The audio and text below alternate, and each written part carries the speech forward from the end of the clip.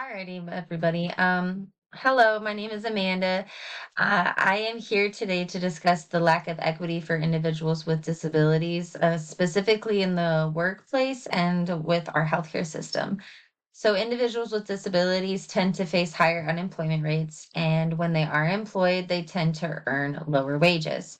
So, the median earnings for individuals with disabilities are significantly lower than for those without disabilities. This contributes to economic hardship. Along those notes as well, disabled individuals often encounter significant barriers to healthcare access, including physical inaccessibility to facilities, a lack of transportation, and higher out of pocket costs. When I did some research, I found a report that shared 26.7% of people with disabilities couldn't afford a doctor's visit, compared to the 10.1% of non disabled individuals that were able to afford it. So these inequities show that there needs to be a change within these areas, if not many more areas. Hmm. Individuals with disabilities, I have noticed within my career field, seem to be one of the largest population that gets taken advantage of, that gets put to the side, whose rights are taken advantage of because so many people view them almost as less than or not as competent enough to follow through with these certain things, such as proper health care and proper employment. Moving on, side note for my own personal there. Um, so, first, let us dive into what behaviorism learning theory is. So, it is a psychological theory that focuses on observable behaviors and how they are shaped by different environmental factors. So, this suggests that all behaviors are learned through interaction with stimuli in the environment, and that these behaviors can be influenced or modified through reinforcement, positive or negative, and punishment. So, this was emphasized that learning occurs through conditioning, either classically, so associating the stimuli, or operants. All right.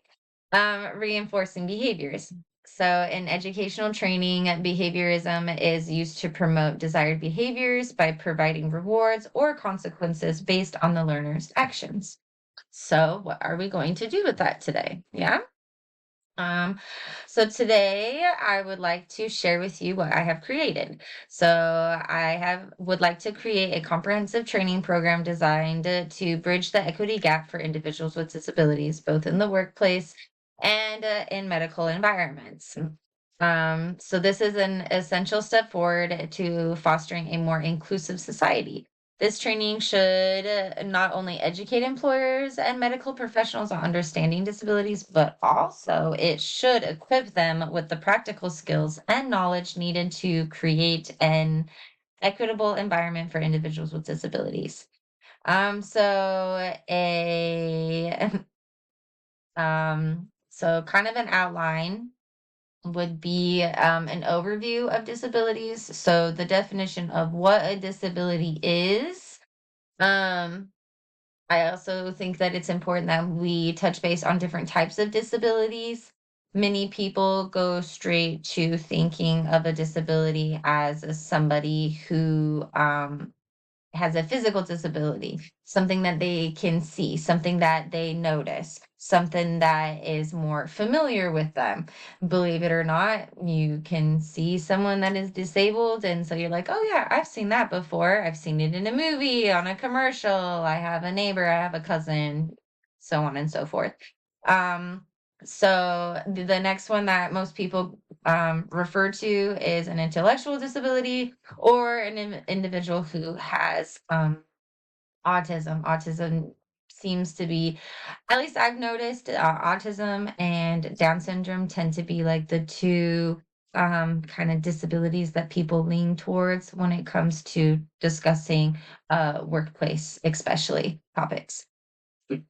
It's also important to discuss invisible disabilities, so people who are struggling with disabilities that the employer and the medical professional are not able to see. How can they make that environment more inclusive for those who are struggling and not everyone is able to see that? How can we make it more equitable for them to be successful in these areas? Um, touching base on a legal and ethical framework, making sure that we cover areas for disability rights laws, the ADA, also best practices for employers and medical professionals to stay compliant. um, Learning how to break down barriers. So, how are we able to make it more accessible? How are we able to have better communication? How are we going to be able to be more sensitive to cultural needs and attitudes? There are many different ways that we are able to do this, and within the training, we can work with the employer or the medical professional, and we can help gear it to what it is that they would like to do. So making sure that we set those clear goals with the employer or the medical professional that we are working with, figuring out what their goals are and how they would like to bridge the gap, and making sure that we provide a training that helps reinforce and reestablish these behaviors so that positive behaviors so that they are able to reach these goals. Um, so making sure that there's also practical tools and strategies, such as recruitment and hiring practices, and making sure that again there's accessible patient scheduling, portals, access to medical records, things like that. So what kind of tools are we able to provide to help reinforce these more inclusive behaviors, to help bridge the gap, to help create a better work and medical environment. Okay. Um, so I'm not going to be able to do this alone, and I will need support from you for the following items to provide knowledgeable and productive trainings. So obviously, we're going to need some good trainers. So, trainers ensure that training sessions are informative and engaging and relevant. So they make sure that the behaviorism based techniques such as reinforcement and modeling can provide real time guidance during role playing and feedback sessions. You got to have someone who knows what they're talking about in order to actually learn something. So printed resources are very important. Handouts and guides for references that employers and medical professionals can use after the training. So this can include best practice guides for effective communication and accommodation. So clear materials ensure that participants are able to understand the learning objectives and can engage with the content at their own pace, both during and after the session. Videos and case studies can effectively model desired behaviors, while handouts provide ongoing reference and for applications. Computers and projectors are also very important for this training to display presentation slides, videos, and interactive content. The technology enables smooth delivery and engagement with materials, especially for role playing and video demonstrations. Technology enhances the training experience by making materials more accessible and engaging, especially with the video examples and interactive features. It also allows for more remote training, expanding the reach of the program. So, for example, the training could be taught on site, and then that training could be shared with employers, professionals, so on and so forth, so that they may also be able to see even if they weren't able to attend in person. Um, mm, Another thing that is also going to be needed is, there you go. Providing different ways to provide incentives, such as certificates of completion, professional development credits, or public recognition from employers or medical professionals who successfully apply inclusive practices in their work environments. So going back to the behaviorism learning theory, incentives motivate participants to take the training seriously, complete it, and implement the learned behaviors. These rewards also encourage long term commitment to disability inclusion by recognizing and celebrating efforts to create an equitable environment. So, With all of this in mind, all of these resources need to be able to be accessible for anyone and everyone. Um, For example, the learning material needs to be provided within different options. That's one reason why the technology is so important. Um, the technology is able to provide a visual and a hearing option so that people can listen, they can see, and it's also an easy way when things are on a screen to be able to translate it much easier than it is to just continuously speak. With the field that I currently work in, we provide all of our knowledge in our three main languages that we encounter throughout the day, which is English, Spanish, and then also a lot of Creole and many different forms of Spanish and Creole. All depends on where everyone came from, who went to school, who didn't go to school, many different things like that. Well, that's fun. Let me close that. Okay. Anyways, so just thinking that on a smaller scale when it comes to these trainings, making sure that we provide the information in many different ways so that anybody and everybody is able to benefit from it. Um, it coming in different languages is just an example, but also making sure that people are able to see it, read it, and hear it. Um, Meets all senses.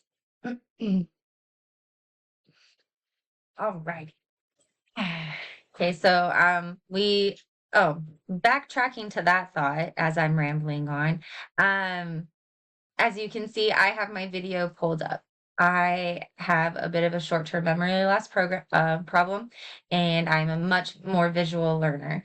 If I were to sit here and try to talk to you, even with all the practice that I've had, I would be way more off topic than I already kind of feel like I am. So that's why I have this up. I also like it because I feel the visual of what I have written um, interprets better than how subtitles show up. So this way you can hear me, you can see it, and we can all follow along together as I talk. So we strive toward a more inclusive and equitable society. As I mentioned, one area that continues to be overlooked is the gap in access and opportunity for individuals with disabilities. Whether in the workplace or healthcare settings, many employers and medical professionals lack the tools, knowledge, and training to effectively meet the needs of people with disabilities. The gap not only leaves individuals at a disadvantage, but also undermines the potential for growth, innovation, and positive social change.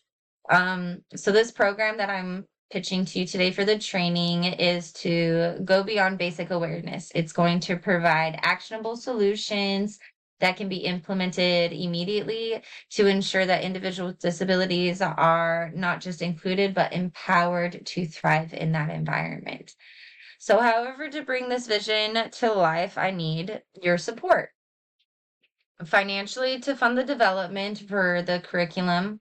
So, as we discussed earlier, technology and tools, resources, incentives, so on and so forth, are necessary to reach the wide audience that we would like to reach.